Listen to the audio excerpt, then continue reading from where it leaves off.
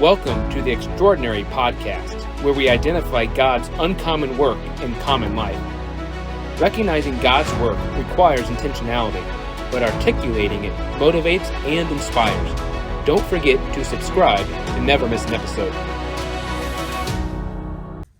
In today's episode, I have a conversation with Jamison Plank, who is a pastor of a neighboring town, about his life, his calling, his ministry, and what God is doing in his life. So let's get into the conversation with Jamison.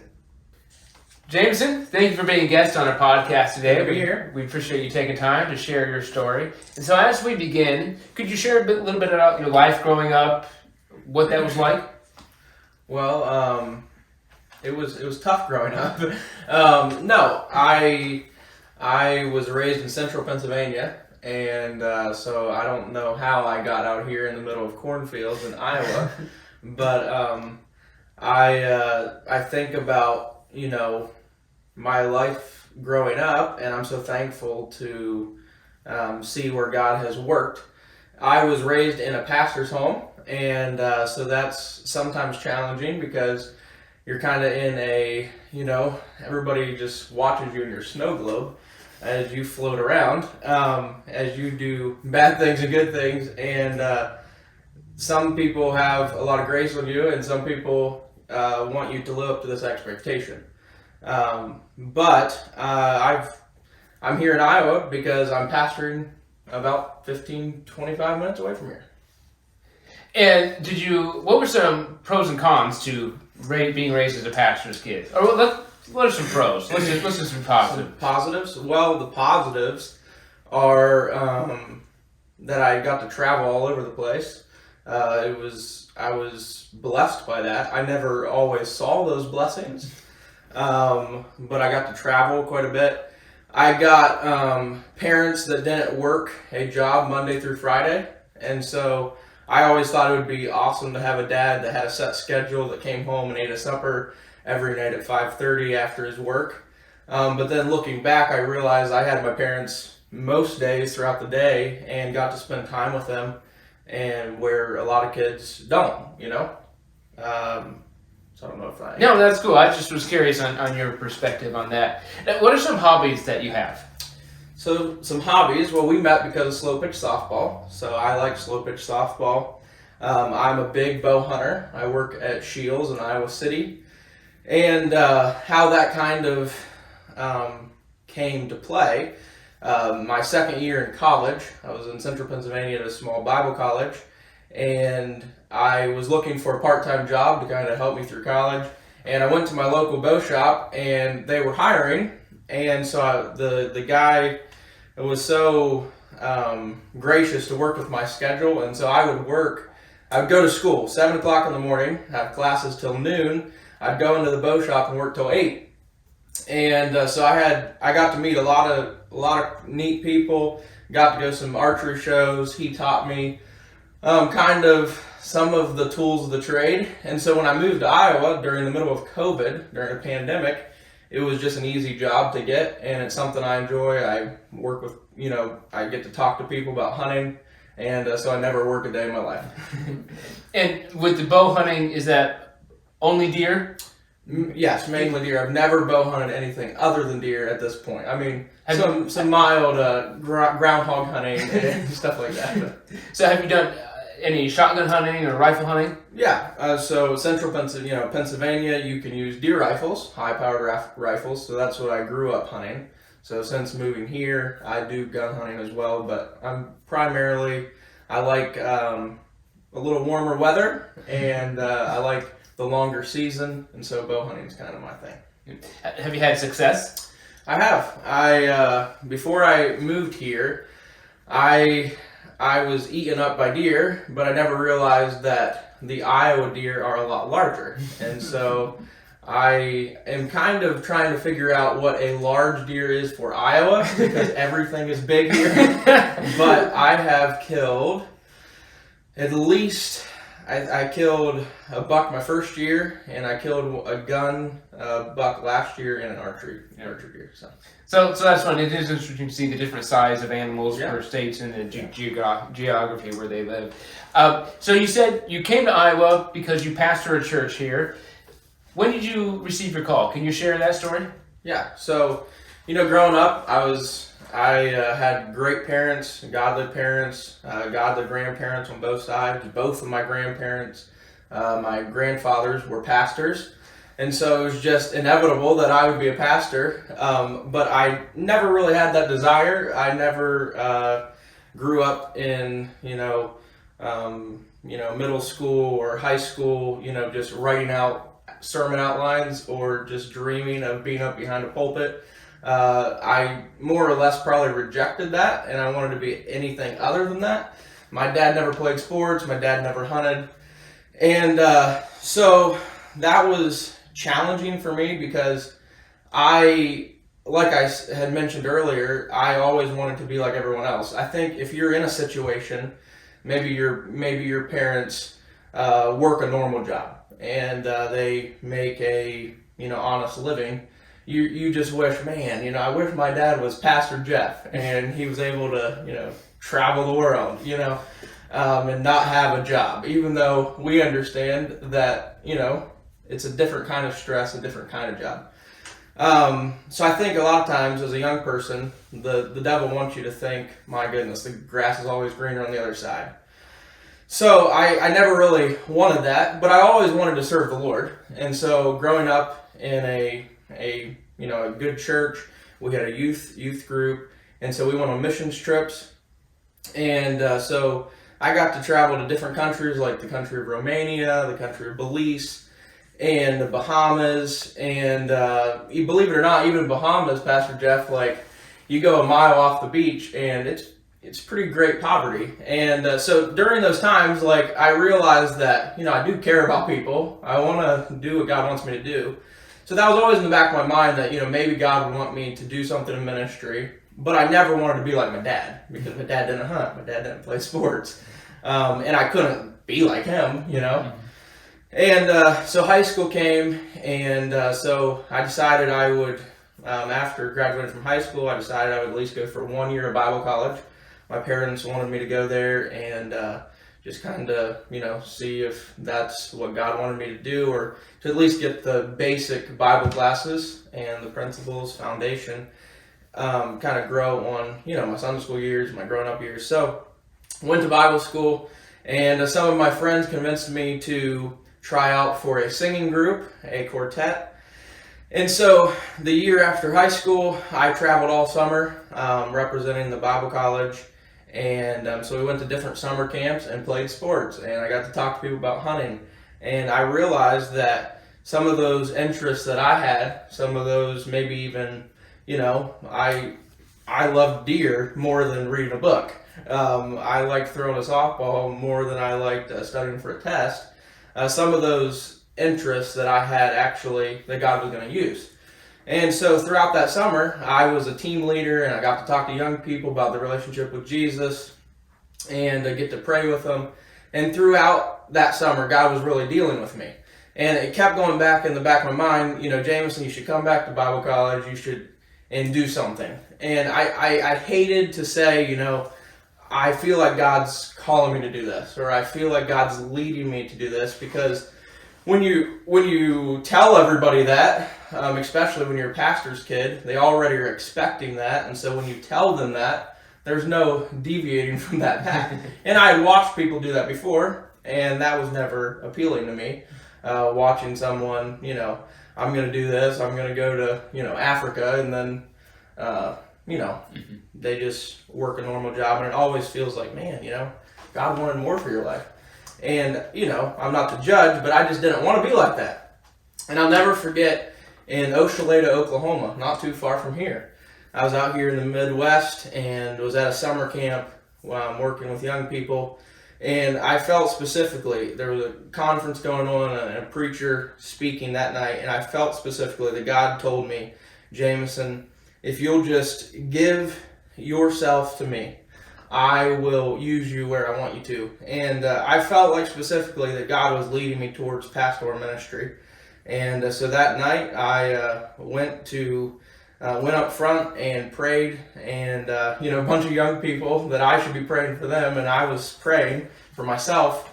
And I remember leaving that auditorium that night, giving my youth pastor a call and telling him that I feel like this is what God wants for my life, and I can't be my dad, but I can be me. And so that's really where God called me specifically. And I'm so thankful now that I'm in the middle of nowhere in Iowa, a long ways from family. I'm so glad I can point back to a time that it's not like it was something I always wanted to do. I know that that's where God led me. So, yeah, well, powerful story, and I think when you remember that call, that can help you persevere through difficult times, can encourage you, and just make sure you know that you're doing what God's called you to do until He releases you.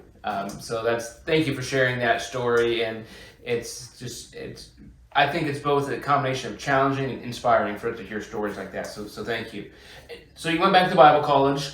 Were there any internships or mentors or those who invested in you? How did you pursue the call, I guess? Yeah. So one thing that I was gonna say before we get to that, I'm so thankful that I chose to obey my parents or do what they wanted me to do in going that 1 year, because I found out later that God uses those times. You might not understand what God's doing, but when you go on a mission trip or you say yes to maybe just a week opportunity, God can speak during that time. And so I'm so thankful for that. But yeah, so internships, obviously I was starting my second year of college when I got my specific call for pastoral ministry. And so the first internship at the college I went to, we had to do two 6-week internships. You had to go to a church, work under a seasoned minister. And so the first one I selected was a small coastal town in Harkers Island, North Carolina.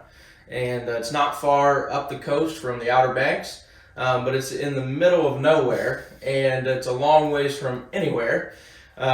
You have to go about an hour and 15 minutes to get to a Walmart, and so the Dollar General is even 20 minutes away. But it was right along the ocean, beautiful, and it was a coastal town, a completely different culture than I was used to, southern. Everybody made their money off fishing in the water, and so that was a really good experience for me. I came from a church that, on a Sunday morning we had 300-400 people, and so for that 6 weeks in North Carolina, I went to a church that had less than 100, 50 to 60, and so that dynamic was different. I got to really put my maybe my classwork and the things that I didn't like into practice, and be able to pray with elderly people, to work with. We had a vacation Bible school during that time. And I even had my bow, and I shot while I was down there. And I realized even then that young people from North Carolina couldn't believe the deer we had in Pennsylvania. And so I got to talk to them about deer and the stuff I liked, and threw softball with them. And so that 6 weeks was just big for me. I was in the middle of the summer. And so that next year, after an internship like that, it feels like, man, I feel like I could do this, not in my own strength, but, where I used to thought I had to be like, Brother Brazee here or my dad, I could just be myself. And I realized that, God had me for a reason. And so my second internship, I did at my home church. And so I was able to work while I did that instead of taking off the 6 weeks, which was good. The other thing that was interesting to me is I had been there my entire life. I was probably 20 at the time that I did that second internship, and I met people I had never met in my life that attended my church. And it's kind of interesting. So many shut-in people, and with live stream ministry and radio broadcast, visit people, and people that prayed for me every week. And that was another blessing that I didn't realize even as a pastor's kid. You think of, man, all the pressure, but you also have a bunch of people pulling for you. Mm-hmm. And so I realized that during that internship. And it was also very good as well because, growing up, I didn't want to sing a special or preach a sermon or teach a class as the pastor's kid, because there was that expectation. And so it kind of forced me to do that, even with people that I knew. And I would rather speak to people that I do not know. I'd rather sing to people that have never heard me before than people that I do know. When you're at home working with your own people. And so that was really good for me. And that was right before my senior year. So. And after you graduated college, you came to Mount Pleasant, Iowa, correct? And you've been here 3 years? Yeah. Right? Over 2 years, 2.5 years. Okay. Yeah. And so you've been here, so 2.5 years of ministry. What are some things college didn't teach you or prepare you for ministry? Well, I would say to answer that question, I'd probably have to back up to right before I graduated. Something happened, and that was COVID. Kind of changed our whole world. And so my last semester in Bible college, we went from, going to classes to everything being online. And I loved that because you didn't have to go to class. But it was a little interesting because that last semester graduation was so much different. So many things were virtual. And so even when I was moving here, I wasn't seeing my friends. I wasn't talking to my professors.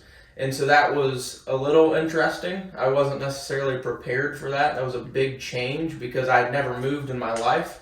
My father pastored the same church for the 20 years that I was there. And so moving for your first time to Mount Pleasant, Iowa is a big change. And so I was not prepared for that move. And with COVID, made it challenging. Probably the biggest thing would just be, preparing to preach every Sunday and realizing that, you're not just coming to take in, but you have to have something to give out. And you don't have to, but I'll tell you one thing, it's a lot easier to go to sleep at night if you have something prepared. And so that was probably the biggest thing, is just realizing that, wow, college is over.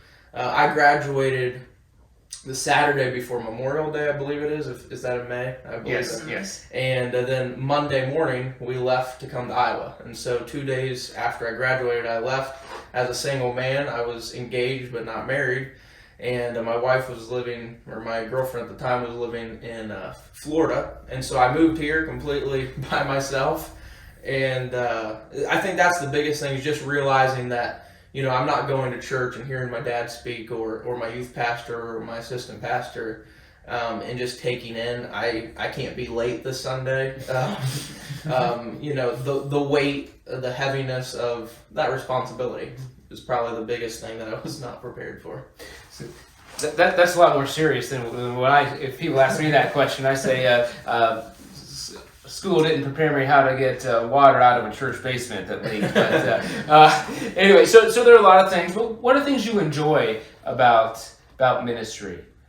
So, probably my favorite thing about ministry, which would just have to be the peace that God gives because I'm doing it. And I would say that's just because I know that God's led me here.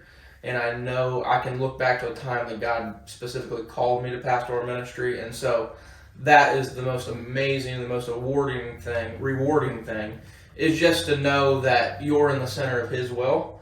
And then I just love talking to people. And many times it feels like, man, they know so much more than I do. I'm the youngest person in my congregation. My wife's 2 years older than I am, and so I like to tell her that. But that's probably, the biggest thing that's rewarding, is just being able to, to connect the dots that, God led me here. God's led me in my relationship with Him. And even though I don't have the experiences, God can speak to me, and somehow I can help you that, know so much more, if that makes sense. And so I would say the most rewarding thing is just, working with people and helping them make it to heaven. And one of the fun things I found is that when you're working, especially with those who are significantly older than you, there's a lot of wisdom that they've gained over the years. And so you're working to invest in them. And I've been in ministry 12 years now, and so I'm by no means an expert. But I remember those people early on in my ministry that invested in me, that I would go visit them in their homes, and just that time of it's so invaluable now that you can't manufacture that, but by spending time with them, they invest in you. And so that's one of the joys of the church, of you're investing in everybody, but everybody also needs to invest in each other. And so that's great when we see it, and it's beautiful when it happens like that. But as we think of the church, do you have any thoughts on the church that you'd like to share? Yeah, I mean, I think the church is the reason that we're here. We can put to get, we're 25 minutes away, but we still have a commonality, and that's our relationship with Jesus, and that He's made a difference. And even where I was from, we had churches that were not far apart, but we could get together for revival or special services or events. And I believe that's the most amazing thing to see, is when you see the church working together and be able to fellowship and do things even like this. And I think even somebody's story helps another person, and you never realize. Sometimes you'll probably never know what your story or who your story speaks to. But I'm so thankful for the church in the sense that we can be together and help each other do our best to be faithful to Him. And as you mentioned that, I recently became aware of somebody who has a shared experience that I have, and sometimes I think we are pretty close. We can be closed off, at least as society, and we allow that to come into the church. We don't need to air our dirty laundry out all the time. That's not my point. But there's mutual support and mutual submission in the church when we recognize we're called to be here together, to support each other, to challenge each other, just to be the church that Jesus has called us to be. And so I'm thankful for you being here on the podcast. Is there anything we left off today that you wanted to share? Yeah, well, one thing, talking about the church, I think, a big thing is like even accountability. I'm part of a small group of churches and some great people in central Pennsylvania. And I was texting one of my friends, a pastor friend, even today. And next week I'm heading there. And I'm so thankful that God didn't place us on this earth just to make it to heaven to, ourselves. But God has a purpose and a plan for each and every one of us. And that's to help, help another person make it to heaven.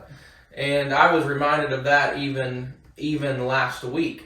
Traveling in summer PR, public relations, for the college that I traveled for. And when I got my calling, I was in a place in Oshaleta, Oklahoma. And every Saturday after that summer camp, we would head to Ottawa, Kansas. In Ottawa, Kansas, they would have kind of like singing in the park. And so you go to the middle of the park and we would sing, and a bunch of the community people would come, and they'd have a big picnic and cookout. And I met a kid, and his name was Isaiah Rodriguez, and went to the farm he was working at, and he was milking cows that morning, and just had a good talk with him, and kind of, I knew him and knew his siblings, but, learned to know him a little more. And he was all excited about, he was gung-ho about serving the Lord. And I think he was 19 at the time. And just this past week, he was traveling in a group just like I was, and was at Oshaleta, Oklahoma, where I got my specific call. And he headed home to Ottawa, Kansas, and was going to sing in that park. And went out boating on a lake, and 3:30 in the afternoon, and was just swimming. And they don't understand what happened, but the next minute he disappeared under the water, and he never came back up, and he drowned that day. And so many times we don't understand. And I've been thinking about that, not in any way that I wasn't even that close to Isaiah. And I've on Facebook and social media, kids and young people and his family, obviously the influence he made as a 22-year-old kid on fire to serve Jesus and all the zeal in the world. He was doing EMT training. He just got licensed and was running the ambulances. And speaking of the times he was praying with people as he was on the way to the hospital as a 22-year-old kid. I wasn't serious then. And it convicts you. You think, my goodness, how does a kid like that, and then this tragedy happens. And I realized that, nothing's by accident. And every person we meet, every acquaintance, every friend, it's not by accident. And God gives us a specific time and for a specific plan. And I want to be faithful to that. And whether that's until I'm 80 years old or whenever God calls me home, I want to be faithful to whatever He has in my life. Yeah. Well, that's a good perspective to remember that we only have so much time regardless, and God calls us to be faithful with what we have, not with what we wish we had. Well, thank you for sharing. And you're a pastor at a church in Mount Pleasant, Iowa. We'll link to your church Facebook page in the show notes so people can connect with you further and just hear more of your heart if they want to connect that way. But we appreciate you sharing today, being on a podcast, and so thank you for being here today. Well, thank you for having me. Thank you for joining us for this podcast. Be on the lookout for how God does uncommon work in common life. And please subscribe to never miss an episode.